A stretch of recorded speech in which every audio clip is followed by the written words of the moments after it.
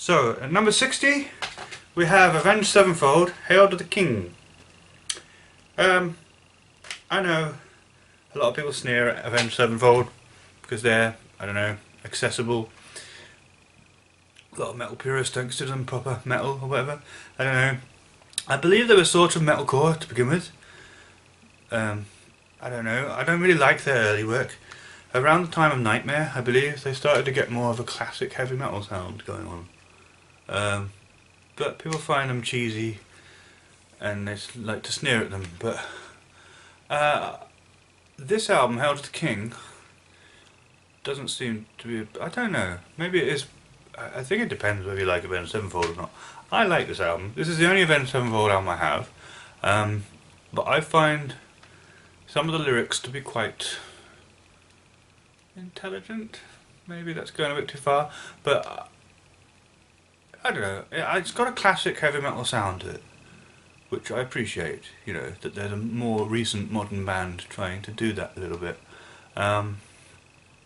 Sort of Iron Maiden-y at times. Sort of Metallica-y at times.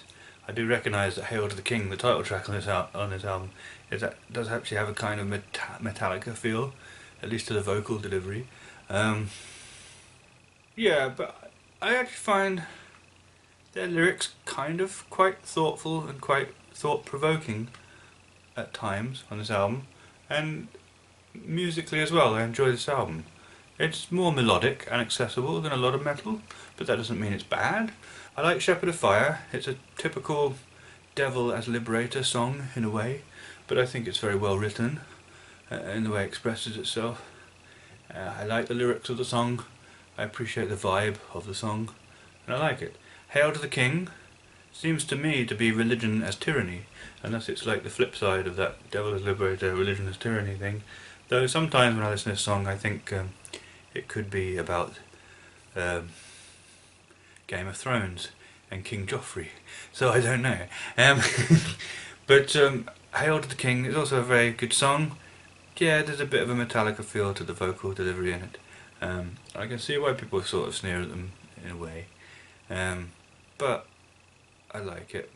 I also like the song Heretic, which again fits with a similar kind of theme in a way. And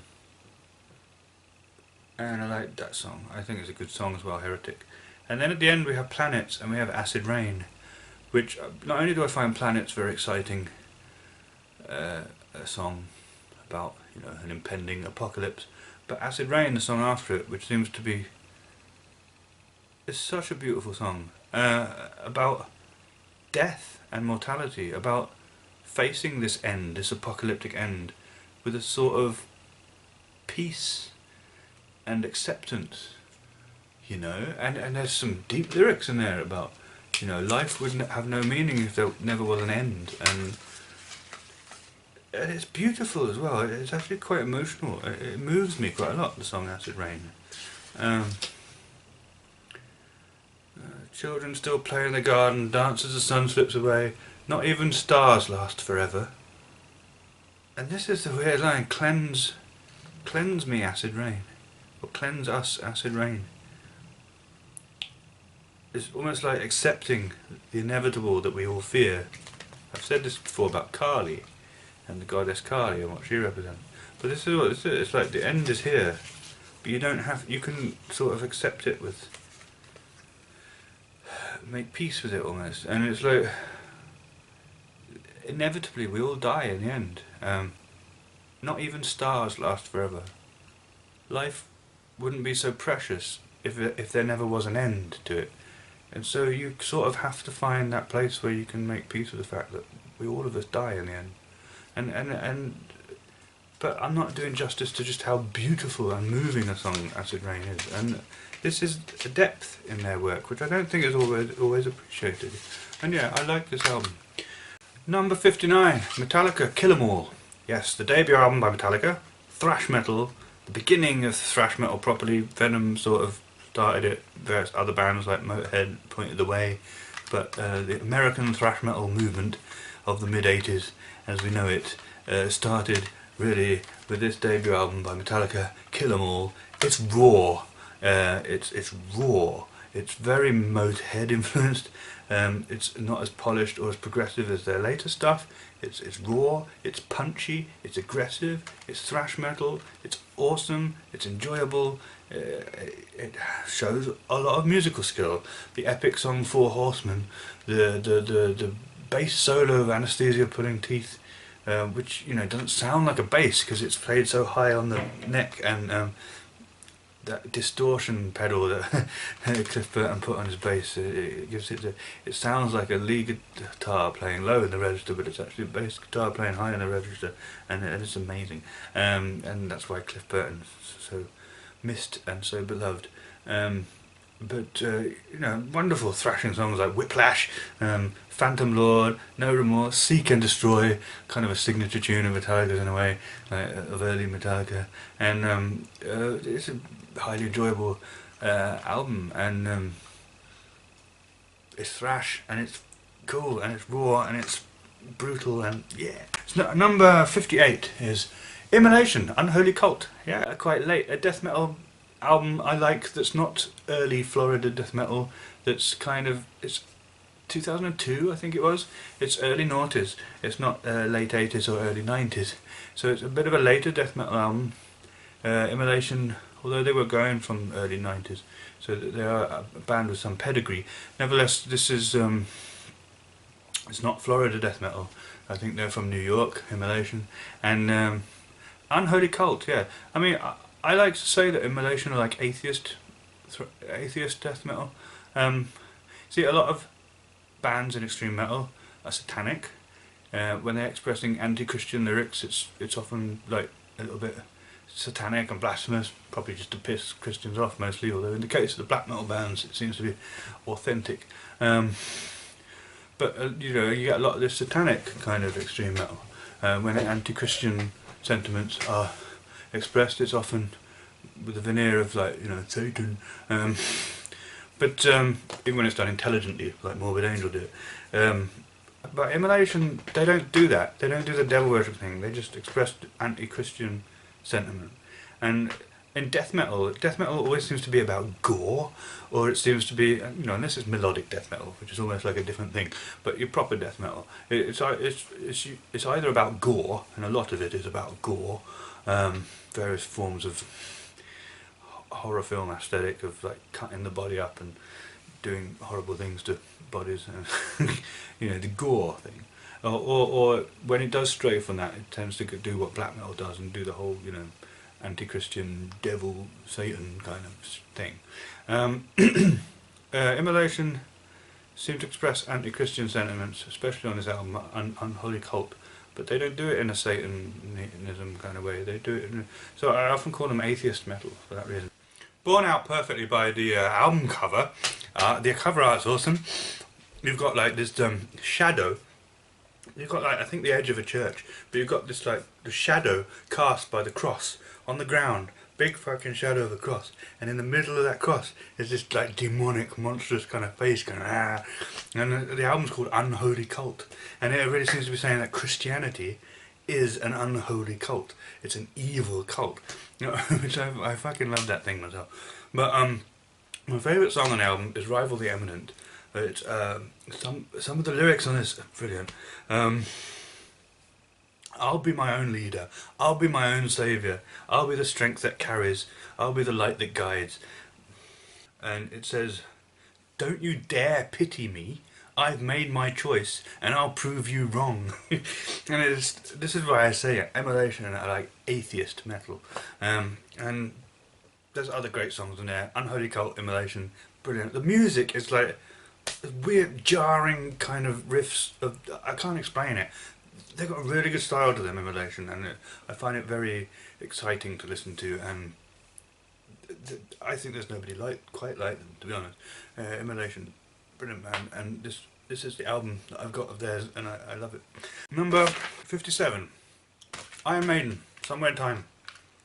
This is the album of their 80s output. It used to be my least favourite of their 80s output, but I've now obviously on this list put the debut album further down. But I mean, But I don't know why really. I mean, it is as much a classic as the other ones. It doesn't get quite as much praise as their other 80s output. I don't know why that is exactly. I mean, I know this is where they... But really they didn't have keyboards until Seventh Son. They had this sort of bass synth things, I don't know. But yeah, there's a keyboard, this is where keyboards start coming into Iron Maiden. And maybe that's not to everyone's taste or whatever. But it doesn't overshadow their sound by any means. It's still a Maiden, still Iron Maiden. It's the most classic Iron Maiden lineup, you know, with Steve Harris and Dave Murray, obviously they're on all the albums. But Bruce Dickinson on vocals, of course, Nico McBrain on drums, and Adrian Smith as the other guitarist. The classic Iron Maiden lineup there. And there's some great tracks on here. Caught Somewhere in Time, the opener, I do actually quite like. Actually, I like that song. Wasted Years, more melodic side of Iron Maiden, more kind of single type material, and it was a single. Stranger in a Strange Land was the other single, but that's a lot different kind of song, kind of epic. And I mean that's it, yes. Stranger in a Strange Land, another great song. Deja Vu doesn't get a lot of attention, but I love it. I love that song, it's a good song. And of course the great epic at the end, Alexander the Great, which is just mind-blowing. And really, yeah, Stranger in a Strange Land and Alexander the Great in particular are mind-blowing songs. And amongst the best of Maiden's material, to be honest. Sea of Madness has that lovely little breakdown in the middle. Heaven Can Wait has a lot to offer. It is a good album. As are all Iron Maiden's albums in the 1980s, they're all good albums. And any self-respecting heavy metal fan, assuming they don't just dislike Iron Maiden because they only like extreme heavy metal, but you know, it is a classic metal albums and worth owning. Number 56, Iron Maiden again, Killers. Killers is early Iron Maiden. It's with Paul Di'Anno, so it's got a bit of that punkier sound. However, it is more polished and more epic in scope than the debut album. It starts with the instrumental Ides of March, which is great. It goes into Rothschild, which is a nice, banging, heavy, raucous number. And then you've got the amazing Murders in the Rue Morgue, which is one of the best songs from this early period of Maiden's career. Another Life, yeah. But then Genghis Khan, which is instrumental, which has some brilliant guitar work in it. Which is very atmospheric guitar work. Just, it works, and it's good, and it's a good sound, and it's a good instrumental. And Innocent Exile, which kind of seems like the sequel to Murders in the Rue Morgue. It's like, you framed me and stuff. You say I killed this woman, but it's not true, and it's all because of you. And that's a good song. And Killers. I learned to play that on the bass when I was a teenager. I had it. Iron Maiden sheet music of Iron Maiden and stuff, and Killers. I learned to play the bass line. I wanted to be Steve Harris when I was young. I really wanted to be Steve Harris, which is why I learnt bass instead of lead guitar back then. And that's why I play bass like that, because I wanted to be Steve Harris when I was a teenager. Killers, yeah. Yeah, Killer's great track. Actually, even as an adult, even when I'm very familiar with this song, one time I was walking home late at night listening to Killers, and it scared the shit out of me. It does have that power to do that, when you're in that situation when a killer could be coming behind you, and for all you know, because it's late at night and you're alone walking through the streets at night. And she scared the shit out of me one time when I was listening to it. So it has that power. But it's a great rollicking tune and with a wonderfully atmospheric intro to it, and Drifter at the end. Drifter it's not the usual kind of Iron Maiden song somehow, but it's very fun and interesting. It feels very new wave of British heavy metal, and I like it. But yeah, Killers is a great album. It's great. It is great. If you're on Paul Di'Anno, if you want to know why the Paul Di'Anno era Maiden is fucking awesome, listen to Killers. It's a great album.